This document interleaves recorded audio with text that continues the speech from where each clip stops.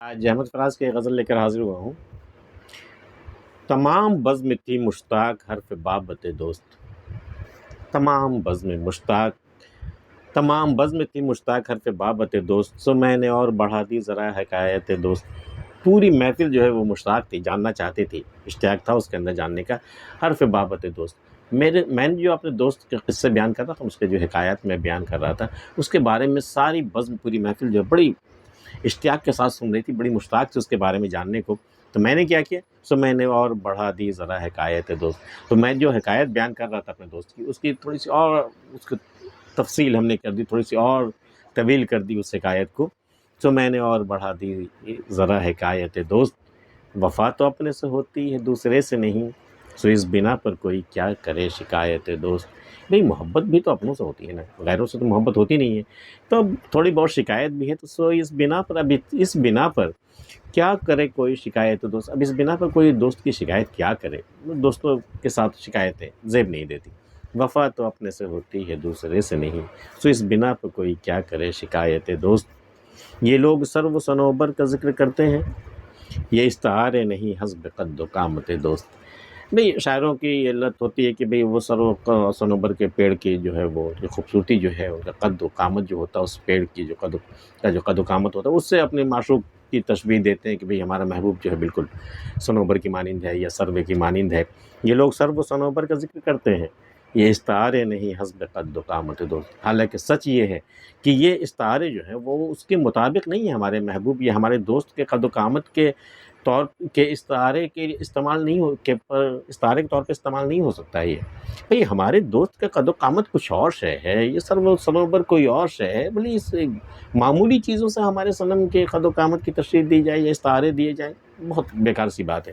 یہ لوگ سر و صنوبر کا ذکر کرتے ہیں، یہ استعارے نہیں حسب قد و قامت دوست۔ یہ استعارے تو آپ جانتے ہیں نا، وہ لفظ جو اصل کی جگہ پر استعمال ہوتا ہو، جیسے کہہ دو بھئی ہمارے محبوب تو بالکل سر و صنوبر کی مانند ہے، تو یہ سر و صنوبر کی جگہ پر آپ کے محبوب کا پیکر آ جاتا ہے۔ تو یہ استعارے اس کے حسب قد و قامت نہیں ہے، قد و قامت کوئی اور شے ہے، وہ بیان سے باہر ہے۔ یہ سر و صنوبر کہہ دینے سے کیا ہوتا ہے، یہ استعارے نہیں حسب قد و قامت دوست۔ وہ بے نیاز بھی ہوگا مگر یہ بات سمجھ، ہر ایک عرض نہیں در خور سماعت دوست۔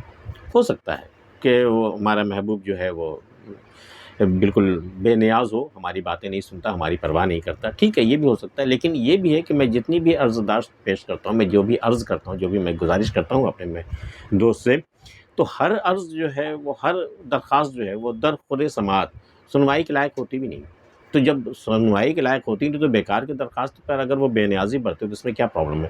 وہ بے نیاز بھی ہوگا مگر یہ بات سمجھ، دونوں باتیں ہو سکتی ہیں، یا تو وہ بے نیاز ہے اس قدر کہ تمہاری کام کی باتیں بھی، تمہاری کام کی عرض کے باتیں بھی نہیں سنتا، اور یا یہ ہو سکتا ہے کہ باتیں ہی اتنی بیکار ہوتی ہیں کہ اس پہ دھیان دینے کی ضرورت نہیں ہے۔